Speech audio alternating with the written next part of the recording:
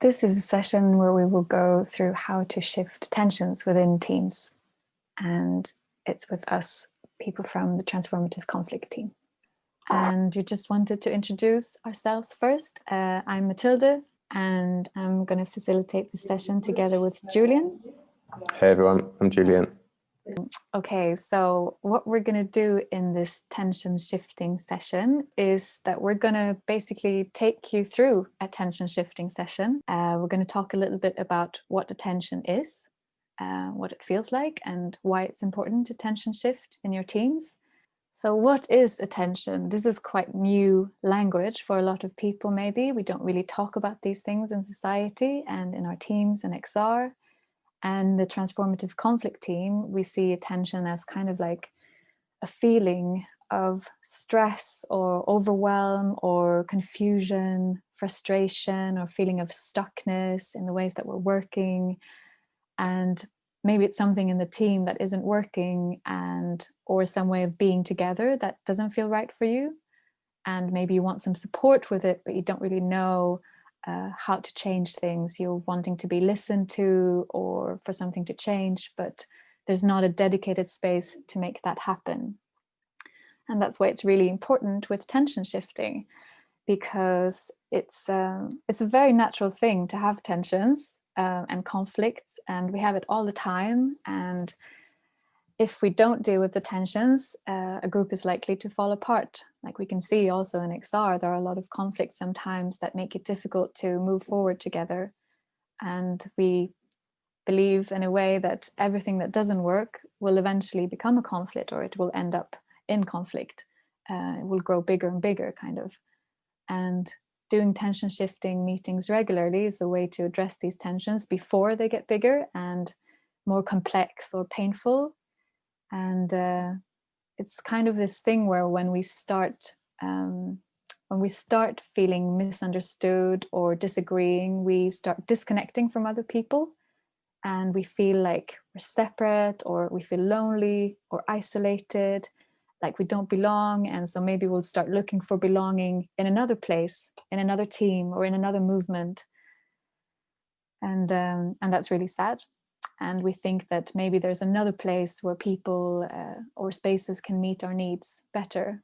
And so this kind of tension shifting enables us to do a deeper kind of check-in as well, to actually check in with not just how we're doing in our personal and professional lives, but what things are working and what things are not working for us.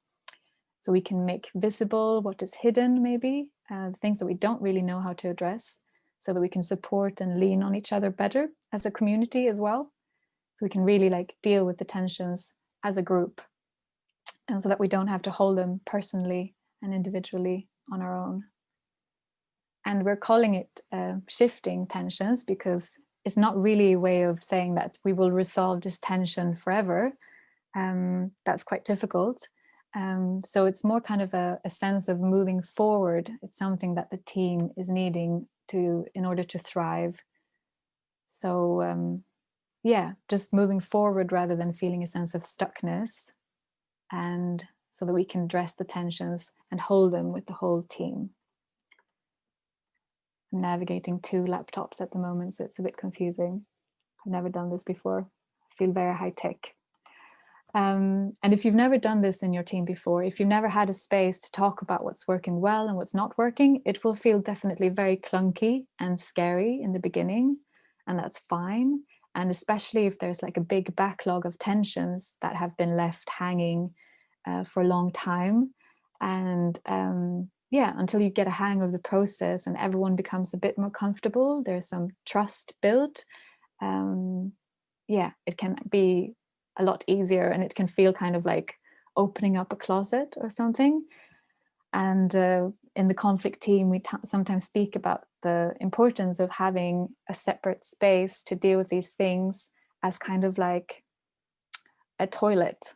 Because we need, in our homes, we need a place to eat, we need a place to sleep every day, and we also need a toilet. There's something that will come up again and again. We'll just be in conflict with each other, especially if we're working with other people in a way that's really intense, in the way that it is in XR. So that's why it's really important that we have a toilet where we can deal with all of the stuff that's come out. And we're speaking about the conflict team as kind of wanting to support people to clean the toilets themselves so that it doesn't get all blocked and difficult and messy. And and ideally we would love people to use the compost toilet, see this as really fertile and important feedback that we can learn from and grow from.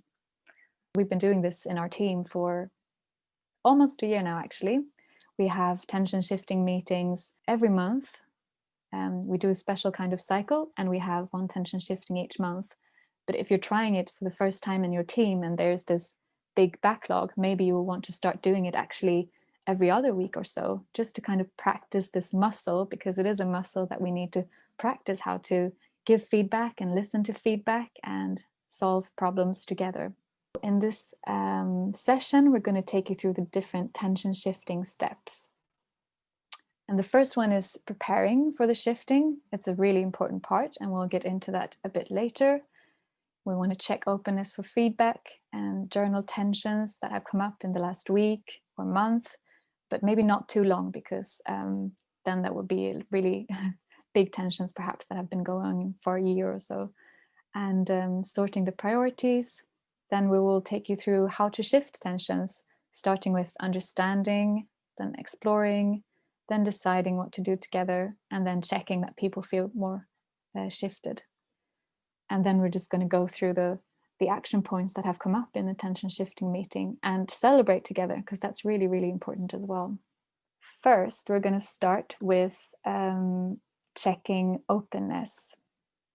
Or actually, when you do this in your teams, it's really important to start with a check-in so that everyone can feel like they've arrived in the space. And maybe you want to do a round of celebration for each other so that everyone gets celebrated, or a game, something that makes people feel a bit connected and like it's a safer space. So you really want to set up the space to be different from a kind of regular getting through stuff meeting. So either a round of celebration for each other or a game.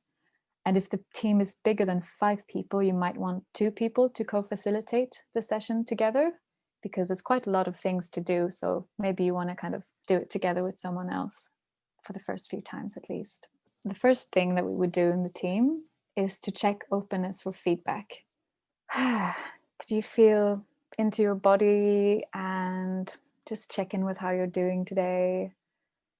And ask yourself, how open are you feeling to receive feedback at this moment, this day? And could you signal with your fingers on one hand from 1 to 5, how open are you feeling to receive feedback right now? So this step is really important so that everyone in the team has an awareness of where people are at and how comfortable they are with going through attention right now. So that we know kind of the level of intensity that we can hold as a team at this moment. And also for me as a facilitator to know, like, how are people doing and how can I hold them in that feeling? And we're trying to create a space that's honest and safe enough to be honest, and whether they are feeling sturdy or comfortable enough to delve into tensions and feedback, and check if there's any other support that might be needed in the group or outside of the meeting.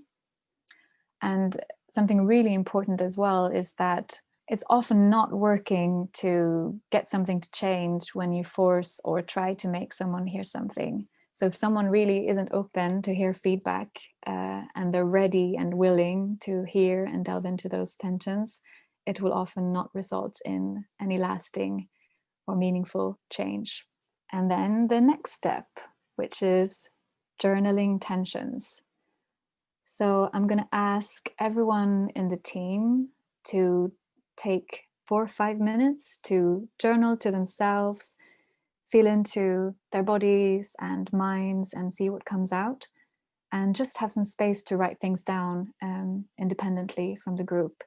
So I'm going to ask the team to try to capture your biggest tensions from this week or month and put them into our template document for minutes. And if you're a big team, I think it's best to ask people to identify the one biggest tension. Whereas if you're maybe 5 people or less than 5, you could ask people to put 3 tensions.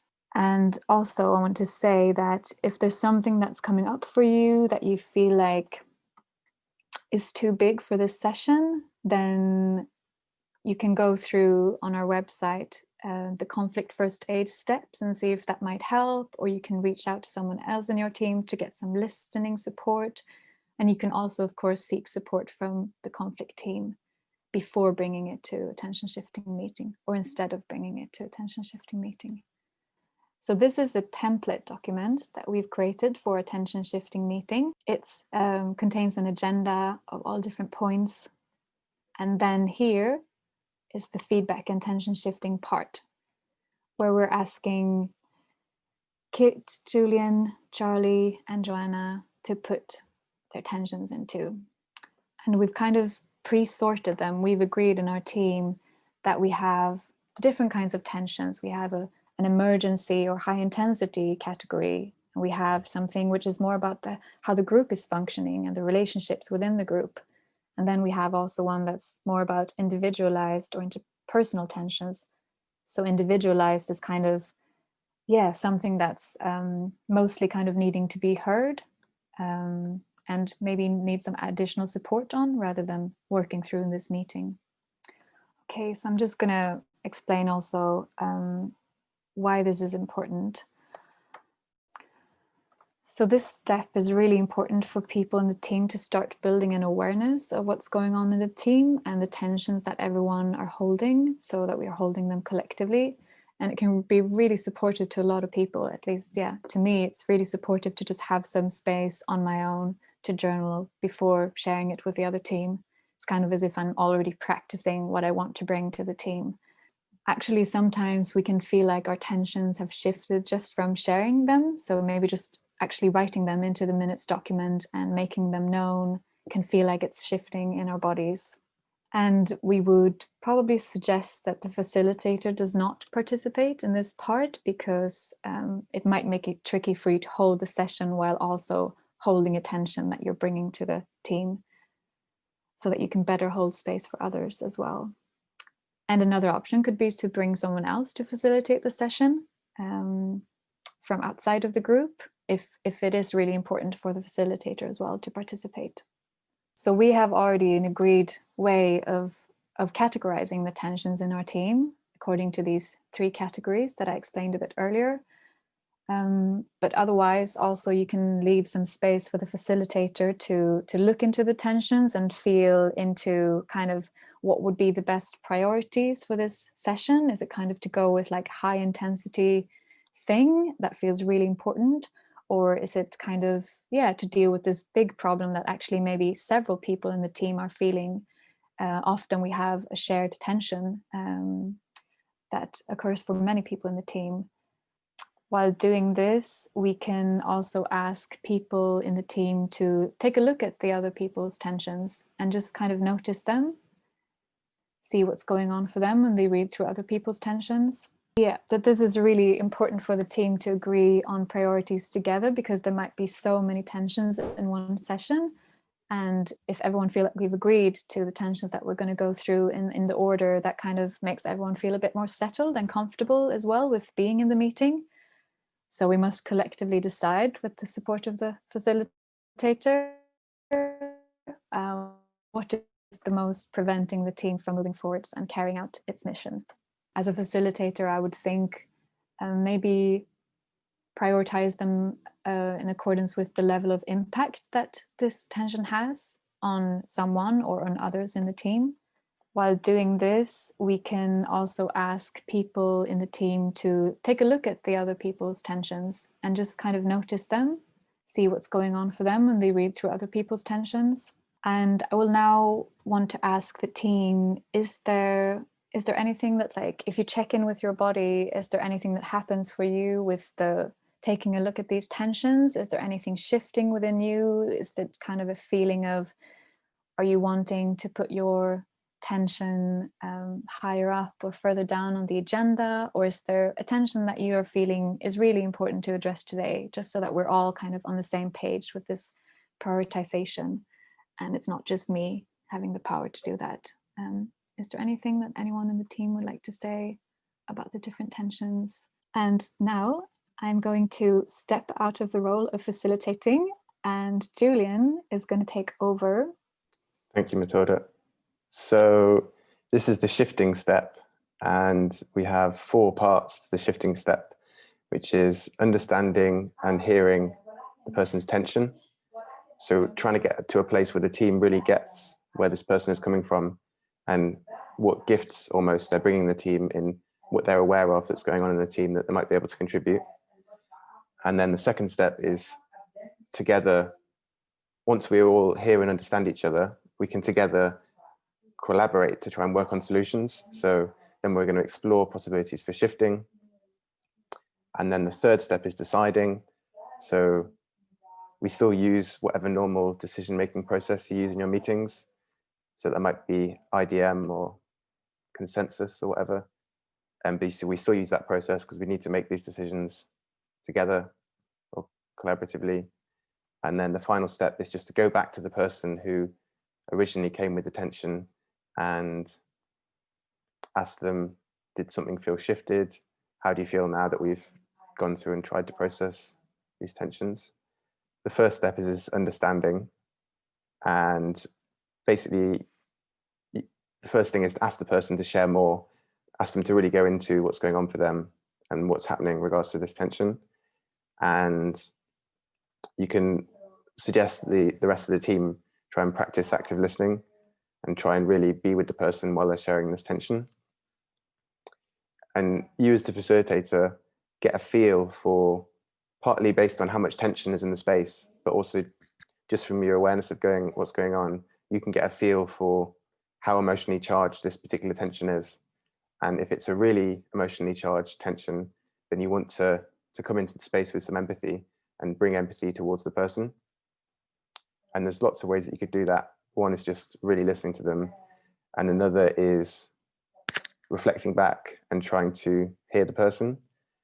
And you can do that in several ways. You as the facilitator might reflect back and say, what I'm hearing is ... And you might also ask someone else. If you think other people in the team are really not hearing what's going on for someone, you might ask someone else in the team to say, is it okay, Charlie, if you say what you heard was going on for Joanna in this situation? You can then go back to the person with the tension and say, do you feel, is that right? Do you feel like you're being understood by the team? And you're sort of constantly going back to check with the person. Do you feel like everyone understands you and is hearing you? And this is really important because when we actually feel heard by people, our nervous system can relax and we can get out of the fight or flight freeze response that we're quite often in when we're thinking, oh God, I've got this big tension, I have to say it to everyone, so scary or so angry. And someone just hearing you and accepting that you have that tension can just mean that your body just relaxes and everyone's body relaxes. And when we're relaxed is when the place where we can start to actually brainstorm possibilities and figure out how we're actually going to resolve things. So your job as facilitator is really to tease out the clarity of what's really going on for someone. What's the sort of deeper thing underneath maybe the issue that they're bringing? There might be something deeper underneath that you can support the person to really tease out by questioning themselves. The other great thing about doing the reflecting back, so reflecting back is just, as I've tried to explain, where you as the facilitator say what you're hearing someone else is trying to say. And a great reason for doing that is because it helps slow the pace of the meeting down and it gives everyone a bit more sense of groundedness and spaciousness and feels like things aren't escalating, feels like things are just being held in a spacious vibe. So the next step is this exploring the possibilities for shifting. The question really is, can we together come up with some ideas that might shift this tension? And shifting the tension, as Matilda said, doesn't mean completely resolving it, doesn't mean necessarily coming up with the final solution for how we're going to resolve it. It just means making some progress on it. And that progress could be as little as scheduling a meeting when you're going to talk about it, or It could be just organizing a conversation between two people where they're going to talk about it. Or it could actually be changing some agreement you have as a team, or actually coming up with a proposal to improve the situation. So in our team, we also have these group agreements. So we spent a while coming up with the agreements of how we're going to work together. And tension shifting spaces are an opportunity to change those group agreements. So we might realize that something's not really working in how we're working together in the group agreements that we've collectively agreed on. And then in the tension shifting session, we might decide to change some small thing. So the group agreements then become this thing that we don't just do once, but we're constantly coming back to and evolving as we evolve as a team. So the decide step is just using your decision-making process, which I've talked about already, so I'm not going to go into that. And then the checking step is just going back to the person and seeing if it's been resolved and if it's shifted. And then you almost loop through the cycle with each of the tensions. So you're trying to understand the tension, you're exploring it, you're deciding on some way forward, and then you're checking. And once you've done one tension, you just go on to the next one. And there are a few little things I wanted to say about the decide and check step before we carry on. Just things about why those steps are important.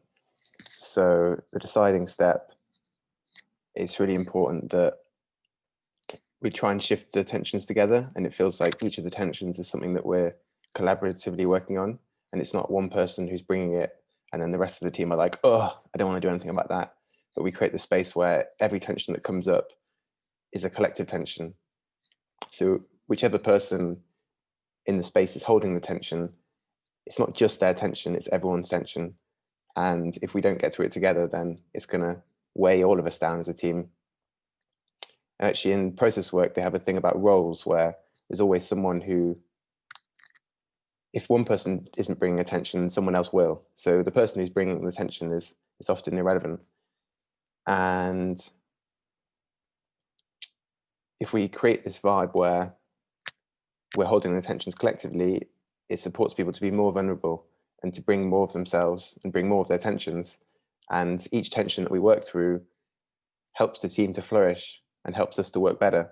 So we really want everyone to be bringing as many tensions as possible, because each of the tension is this great opportunity to shift things and to work better together. And the check step, there's a lot of different questions you could ask. So you could ask, does it feel shifted? Does anything seem to have moved for you? Is it enough just to having shared it, or do you feel like we need to do something else? And you could also ask, do you want us to check in on this at some point? So for some tensions, maybe you want to check in 2 weeks' time and say, has something shifted in 2 weeks' time? Do we need to review it again? Do we need to track it for later? So the final step is recap and celebrate. So the aim of this is to just kind of close off the tension shifting session and review any of the action points that people have or the agreements. Quite often you don't get to all the tensions in a meeting, and we want to create this feeling where the tensions are really being carried by the team and we're not dropping any of the tensions. And that creates really confidence in the process and the trust in the team and in each other. So any tensions that you don't get to, we tend to move them onto the minutes for like the next meeting. So we have every couple of weeks you have a tension shifting space, and then you just move anything we didn't get to into the minutes for the next session. And also, if lots of emotional stuff has come up in the space, you might want to check if anyone particularly needs support and see if anyone in the team is willing to support the person. So the support could be having an active listening session where someone just spends some time with the person, listening to them, listening to what's going on for them, and maybe not trying to resolve anything, just trying to be there with the person as much as possible. And it could look completely differently to that. It might be that you need more of a listening space as a team. So there's different kind of spaces, and this is a attention space where we're actually trying to resolve things. But sometimes you also need a listening space, which isn't really about resolving things. It's just about really going deeply into what's going on for different people in the team. So we might, at that point, say, okay, what we really need is a listening space. So we're going to have a listening space as a team. And then the final step of this is celebrate. So by going through these tensions, we've really achieved something as a team. We've gone into this dark, murky, swampy world where everyone's pissed off at each other and they're really difficult things to share. And what we want to do is create an atmosphere where we're really celebrating ourselves for doing that. So we might at this point have a round and say, has anyone got any celebrations from the shifting session, or things that they're really happy about how they showed up, or about how other people showed up? And I think one of the core ideas of these tension shifting sessions is about moving forward. So if you and the team, if a tension lasts for too long in a team, then the team gets stuck, and the stuckness can drag the team down and drag the team away from any sense of progress, and the tension just grows until it kind of absorbs everything else that the team's doing. And if we're celebrating, even if we're just moving forward in little ways, if we can celebrate every step forward, then we can really create this forward momentum as a team. We're really working through our stuff. And a big part of that is also tracking the tensions we didn't get to. So like I said, if we don't do half of the tensions, we just move them on to next week. And that's really important so that people feel held. If you have a tension and you feel like your team is really going to hold it, and they're going to acknowledge it and listen to it and going to do something about it, then you feel so confident in the team and everyone else. And we have put some links here as well to the Transformative Conflict website, where you can read a lot more about tension shifting and the conflict system that we've built for and with XR UK. And there is also a link to the meeting minutes template and these workshop slides. And we've also set up a Mattermost channel so that we can support each other to do tension shifting within our teams. And the plan for this workshop is also there, as well as this video. Thank you for watching, and good luck with tension shifting in your teams.